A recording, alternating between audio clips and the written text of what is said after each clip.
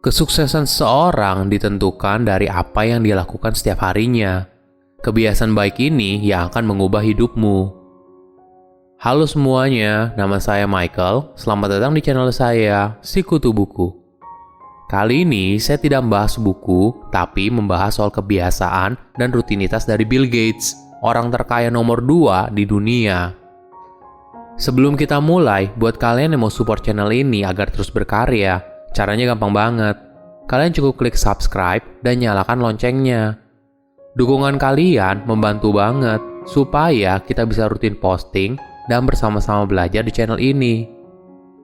Kalian penasaran gak sih apa yang dilakukan orang terkaya nomor 2 di dunia setiap harinya?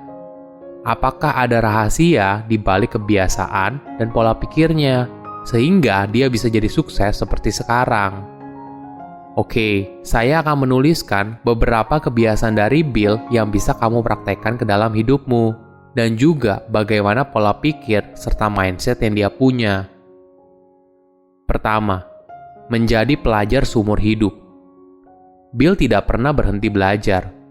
Walaupun dia drop out saat kuliah di Harvard, Bill tidak pernah berhenti belajar. Dia suka mengambil kelas perkuliahan yang dia suka setiap saat. Bahkan kebiasaan itu dia teruskan hingga sekarang. Selain itu, Bill terkenal sebagai miliarder yang suka membaca buku. Dia membaca 50 buku dalam setahun. Itu artinya dia membaca kurang lebih 1 buku dalam seminggu. Jenis bukunya juga beragam. Buku apapun yang menarik minatnya pasti dia baca. Bill punya prinsip untuk menyelesaikan buku yang dibaca hingga habis. Setiap tahunnya, Bill juga rutin untuk mempublikasikan daftar judul buku favoritnya. Ternyata, kebiasaan membacanya dimulai sejak kecil. Ketika Bill berada di kelas 5, dia sangat senang membaca novel fiksi ilmiah dan ensiklopedia. Bahkan, orang tuanya sampai membuat aturan, tidak boleh membaca buku saat makan malam. Ketika beranjak dewasa, buku yang dibaca Bill beragam, namun lebih banyak buku non-fiksi. Bagi Bill, membaca bukan hanya untuk menambah pengetahuan, tapi juga sebagai refleksi diri. Bukan cuma membaca, dia juga rutin membuat catatan dari apa yang dia baca. Dengan begitu, Bill akan lebih mudah memahami buku yang dia baca. Bagi dia, setiap buku yang dibacanya selalu mengajarkan dia suatu hal yang baru, atau membantu dia untuk melihat suatu hal dengan cara yang berbeda. Terus, gimana sih dia bisa rutin membaca buku? Ternyata, setiap malam Bill mengalokasikan 1 jam khusus untuk membaca buku. Dengan begitu, dia bisa fokus dan memahami buku yang dia baca dengan lebih baik. Belajar bukan hanya dari buku. Setiap hari ketika Bill berolahraga di atas treadmill, dia juga sambil menonton film dokumenter atau video edukasi. Nah, mungkin kamu juga bisa mempraktekkan ini. Kamu bisa nonton video animasi dari YouTube Sikutu Buku. Kedua, hidup yang lebih seimbang. Kebiasaan ini tidak dimulai ketika dia masih muda. Tapi, sekarang Bill sangat menganjurkan kita untuk tidur 7 hingga 8 jam sehari. Di awal karirnya saat membangun Microsoft, dia punya pemikiran yang sangat berbeda soal tidur. Bill terbiasa untuk begadang. Kadang beberapa hari dengan waktu tidur yang sangat singkat demi menyelesaikan sebuah proyek atau deadline. Dia sadar kalau kebiasaan kurang tidurnya pada saat itu membuat Bill tidak bekerja secara optimal. Tapi karena dia sangat gila kerja, Bill merasa kalau tidur lama itu hanya untuk pemalas. Sekarang, walaupun usianya sudah lebih dari 60 tahun, Bill merasa tidur yang cukup membuat kualitas hidupnya lebih baik. Dia menjadi lebih kreatif dan lebih bahagia setelah tidur yang cukup. Selain soal tidur, sewaktu muda, Bill punya pandangan yang cukup ekstrim soal kerja keras. Saat usianya masih 20-an, Bill tidak merasa perlu adanya waktu weekend atau liburan. Bagi dia saat itu, konsep weekend dan liburan adalah hal yang tidak masuk akal, karena industri teknologi yang sangat kompetitif. Namun, semua itu berubah ketika dia berumur 30-an. Bill mulai menyadari pentingnya work-life balance. Apalagi pacarnya saat itu yang sekarang jadi istrinya suka banget sama liburan. Jadi itulah yang membuat dia jadi suka pergi liburan.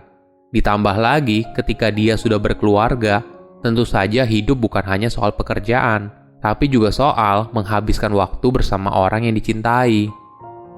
Hal inilah yang dulu ketika muda dia lupakan.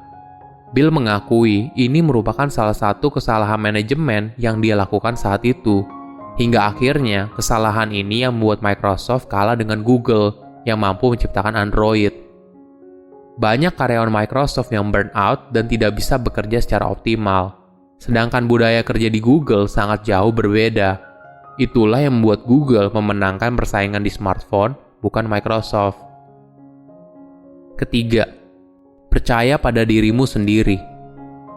Bill Gates pernah berkata, "Jangan bandingkan dirimu dengan siapapun di dunia ini. Jika kamu melakukannya, artinya kamu sedang meremehkan dirimu sendiri." Saya rasa ini merupakan kalimat yang valid. Setiap orang unik dan punya waktunya sendiri untuk sukses. Bukan hanya itu, bagi setiap orang, kata sukses juga memiliki makna yang berbeda. Ketika Bill masih muda, banyak orang yang jauh lebih tua tidak percaya dengan kemampuannya. Tapi ketika mereka melihat perusahaan yang dibuat Bill semakin bertumbuh, pandangan itu mulai berubah. Itulah sebabnya penting bagi kamu untuk percaya pada dirimu sendiri. Coba bayangkan, apabila Bill mendengarkan banyak kata orang kalau perusahaan yang dibuatnya tidak mungkin berhasil, pasti tidak ada Microsoft seperti sekarang. Ketika tidak ada orang yang percaya kalau di setiap rumah akan ada komputer, Bill tetap percaya kalau hal itu sangat mungkin. Sejarahlah yang akan membuktikan. Namun, ketika kamu mulai sukses, ingatlah untuk terus menginjak bumi. Kesuksesan adalah guru yang buruk, karena dia akan membuat kamu merasa kalau kamu tidak akan gagal. Walaupun kamu sekarang sukses, belum tentu kamu akan selamanya sukses. Oleh karena itu, jangan pernah berhenti untuk belajar banyak dari kegagalan dan mengakui ketika kamu salah. Pada suatu interview di tahun 2008, Bill mengucapkan terima kasih kepada timnya di Microsoft yang mampu mengidentifikasikan kesalahan yang dibuat olehnya. Itulah cara Bill percaya pada dirinya dan juga tetap rendah hati dalam menerima masukan dari orang lain. Yang paling penting adalah kita harus menemukan keseimbangannya. Keempat, berbagi pada orang yang membutuhkan. Pada tahun 2008, Bill mengundurkan diri dari Microsoft dan fokus pada proyek amalnya di Bill and Melinda Gates Foundation. Selain itu, sejak tahun 1994, Bill telah mendonasikan lebih dari 50 miliar dolar dan setiap tahun secara konsisten rutin mendonasikan uangnya. Dia merasa ini merupakan bagian dari tanggung jawab untuk berkontribusi pada masyarakat. Bukan hanya untuk dunia saat ini, tapi juga untuk generasi yang akan datang. Ketimpangan dunia mengetuk hati Bill untuk bergerak. Saat itu, dia dan istrinya membaca sebuah artikel kalau jutaan anak-anak di negara miskin meninggal karena penyakit yang sebenarnya bisa disembuhkan di negara berkembang.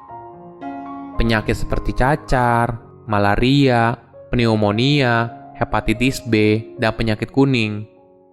Kenyataan ini yang mengubah Bill dan menjadi alasan kenapa yayasan yang dia dirikan bersama Melinda fokus untuk meningkatkan kesehatan dunia dan pendidikan.